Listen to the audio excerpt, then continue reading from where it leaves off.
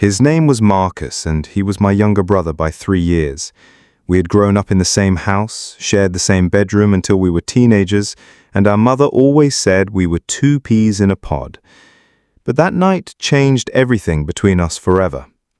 It was a rainy Thursday evening in October when Marcus decided to celebrate getting a promotion at his marketing firm. He had called me around 6, asking if I wanted to join him at Murphy's Bar downtown, but I was exhausted from a double shift at the hospital where I worked as a nurse. "Go have fun, but please don't drive home," I had told him over the phone. "Take an Uber or call me if you need a ride." He laughed it off, saying he could handle his alcohol and that he was a responsible adult who didn't need his big brother watching over him. Those were the last normal words we would ever exchange. Around 11:30 that night, my phone rang with a call that would haunt me forever. There had been an accident on Highway 95. A drunk driver had slammed into a family of 4, stopped at a red light. The mother died instantly, the father was in critical condition, and 2 young children were fighting for their lives in pediatric intensive care. The drunk driver had fled the scene, leaving behind twisted metal, shattered glass, and a family destroyed in seconds. I didn't connect it to Marcus until the police showed up at my apartment at 2 in the morning. They found his car abandoned in a parking garage downtown with fresh damage to the front end that matched paint from the victim's vehicle. His license plate had been spotted by a traffic camera near the accident scene just minutes before the collision occurred. When they arrested him the next morning, Marcus looked me straight in the eyes and swore he was innocent. "I wasn't driving that night," he insisted, pacing around my living room while his lawyer took notes. "Someone must have stolen my car, or maybe I loaned it to someone and forgot. You have to believe me." I wanted to believe him. He was my brother, my family, the person I had protected from bullies in school and helped with homework every night for years. But the evidence was overwhelming. His car, his license plate, witnesses who saw someone matching his description stumbling away from the crash site. The trial began 6 months later in a courtroom packed with the victim's family, media, and curious spectators drawn by the sensational nature of the case. Marcus had hired Jonathan Webb, one of the most expensive defense attorneys in the state, a man known for getting wealthy clients acquitted of serious crimes through technicalities and legal maneuvering. The prosecution was led by District Attorney Patricia Coleman, a tough woman in her 40s who had built her reputation on putting drunk drivers behind bars. She had never lost a vehicular homicide case and wasn't planning to start with my brother. The evidence seemed insurmountable.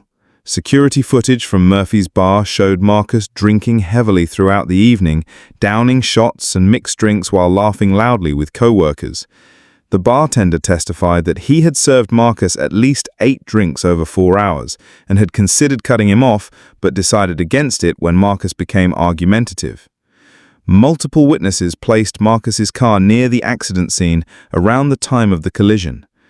But Webb was earning his hefty legal fees by creating doubt wherever possible. He argued that the security footage was too grainy to definitively identify Marcus, that witnesses could be mistaken about vehicle identification in the rain and darkness, and that the physical evidence was circumstantial at best. Throughout the trial, Marcus maintained his innocence with an almost disturbing level of confidence. He sat in the defendant's chair wearing expensive suits, occasionally whispering to his lawyer or taking notes on a legal pad. He never showed remorse, never acknowledged the pain of the victim's family, never seemed to grasp the gravity of what he was accused of doing. The most crucial piece of evidence was the dashcam footage from a police patrol car that had been driving behind the victim's vehicle when the accident occurred. The footage clearly showed a car matching Marcus's description and license plate slamming into the stopped family at full speed without even attempting to brake. But Webb had filed motion after motion to have the footage excluded from evidence, claiming it had been obtained improperly and that the chain of custody had been compromised. The judge had ruled the footage admissible, but Webb was still fighting to have it thrown out on technical grounds.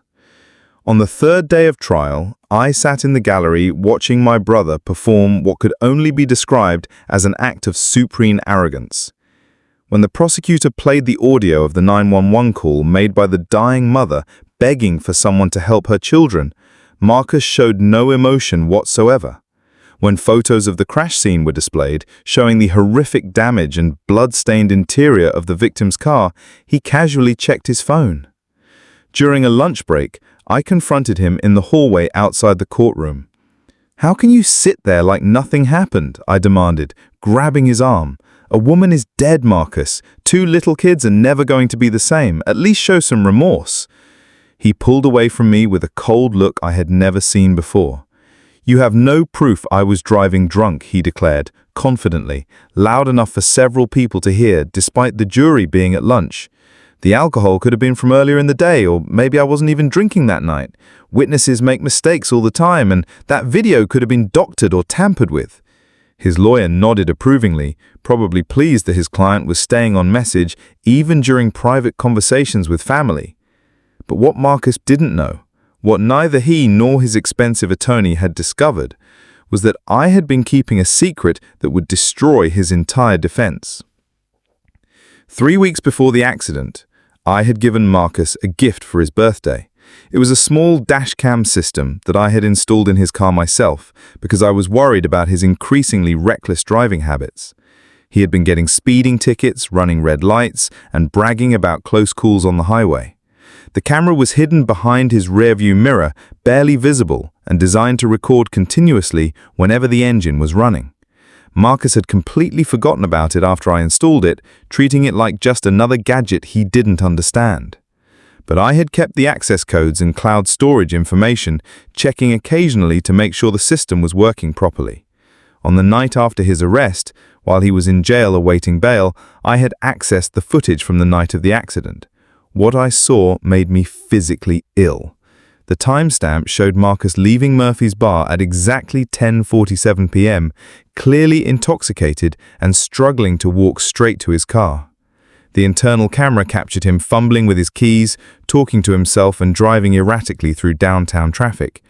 But the forward-facing camera showed Marcus speeding down Highway 95, weaving between lanes and running 2 red lights before approaching the intersection where the family was stopped. The camera captured everything in horrific detail. Marcus never hit his brakes, never swerved, never even seemed to notice the stopped vehicle until the moment of impact. The footage showed him stumbling out of his car, looking around in panic, and then running away on foot while the victim's car burned behind him. For weeks, I had wrestled with what to do with the footage. This was my brother, the person I had shared a room with, taught to ride a bike, helped through his first heartbreak. But every night I thought about that mother's final 911 call, about 2 little kids fighting for their lives because of his selfish decisions.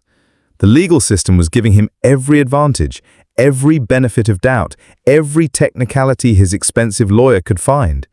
Meanwhile, the victim's family was sitting in the gallery every day, reliving their nightmare, while Marcus performed his act of innocent confusion. During the prosecution's closing arguments, DA Coleman laid out the evidence methodically. She explained how all the pieces fit together to prove beyond a reasonable doubt that Marcus was driving drunk and had caused the accident through his reckless negligence. But she also acknowledged that Webb had succeeded in creating some uncertainty about certain details, particularly regarding the exact level of Marcus's intoxication and whether the accident was entirely his fault or partly due to poor weather conditions. When Webb stood to deliver his closing argument, he was masterful in his manipulation of doubt. He pointed out inconsistencies in witness testimony, questioned the reliability of the surveillance footage, and suggested that the police had rushed to judgment because they needed someone to blame for a horrible tragedy. "Ladies and gentlemen of the jury," he said with practiced sincerity, "my client has been falsely accused of a terrible crime. Yes, Marcus Johnson was at Murphy's bar that evening. Yes, his car was involved in this tragic accident. But the prosecution has failed to prove beyond a reasonable doubt that he was driving under the influence, or that his actions were the sole cause of this tragedy. The weather was terrible, visibility was poor, and accidents happen even to sober drivers. You cannot convict an innocent man simply because the community demands justice for a horrible tragedy." As he spoke, I made my decision. During the lunch break, I approached DA Coleman in the hallway outside the courtroom.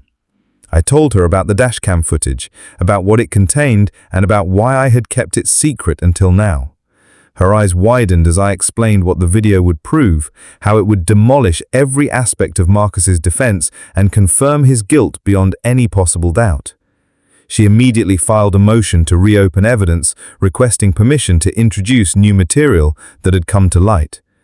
Webb objected furiously, claiming prosecutorial misconduct and demanding to know why this evidence hadn't been disclosed earlier. The judge reviewed the footage privately in his chambers, emerging 20 minutes later with a grim expression. The motion to include the dashcam footage was granted over Webb's strenuous objections. When court reconvened the next morning, the atmosphere was electric with tension. Word had spread that new evidence was about to be presented, evidence that could change everything. Marcus sat at the defendant's table.